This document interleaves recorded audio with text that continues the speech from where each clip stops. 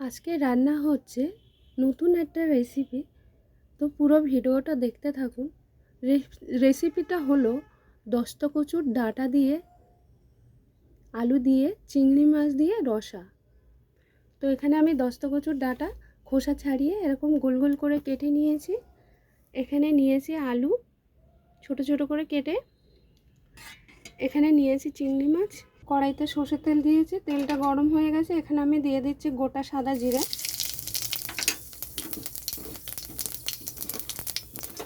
নুন হলুদ মেখে রাখা চিংড়ি মাছ,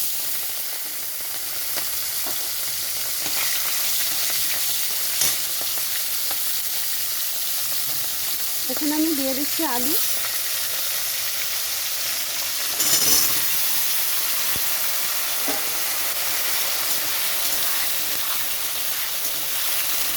চিংড়ি মাছটা যখন রান্না করবেন এবার হালকা ভেজে নেবেন।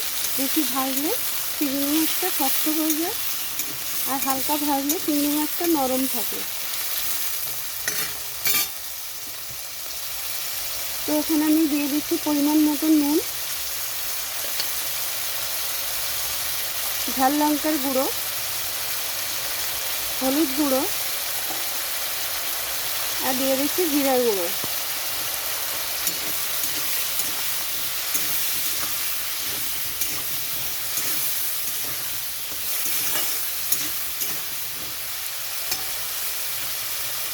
এখানে দিয়ে দিচ্ছি কাঁচা লঙ্কা,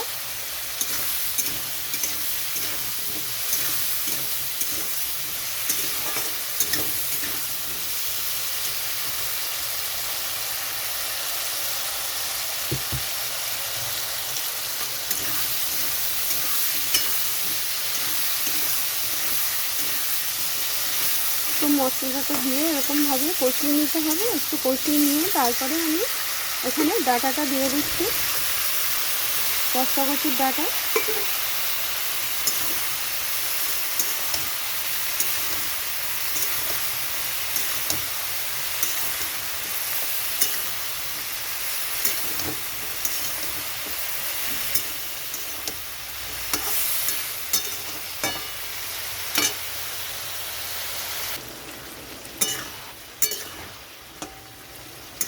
কচুর ডাঁটা দেওয়াতে জল ছেড়ে দিয়েছে।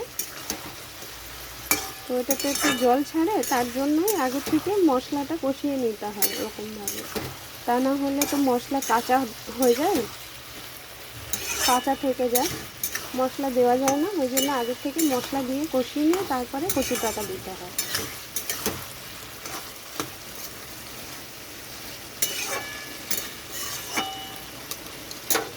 এখন আমি চাপা দিয়ে রাখবো আলুটা সিদ্ধ হওয়ার জন্য ঠিকঠাক। তো চাপাটা নামিয়ে নিচ্ছি।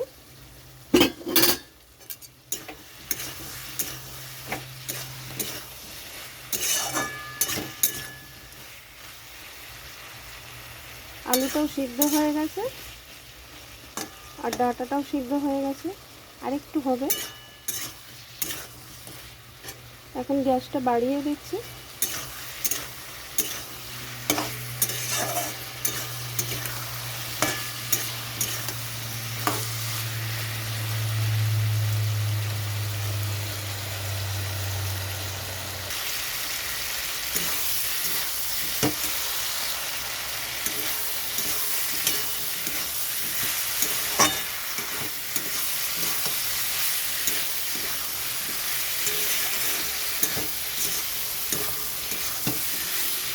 কষানো হয়ে গেছে।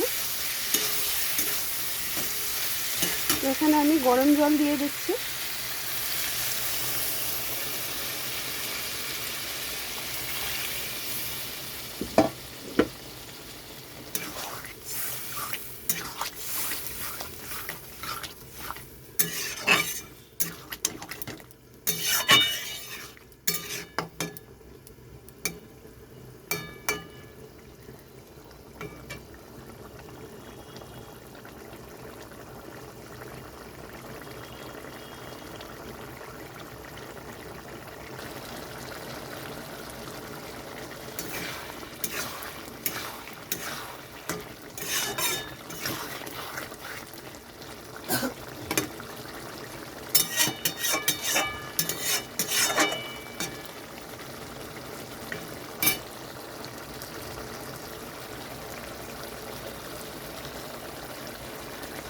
তো রান্নাটা হয়ে গেছে। তো রান্নাটা কেমন লাগলো অবশ্যই জানাবেন। আর এরকম রসা রসাই থাকবে, খুব বেশি ঝোল থাকলেও না, এরকমভাবে নামিয়ে নিতে হবে।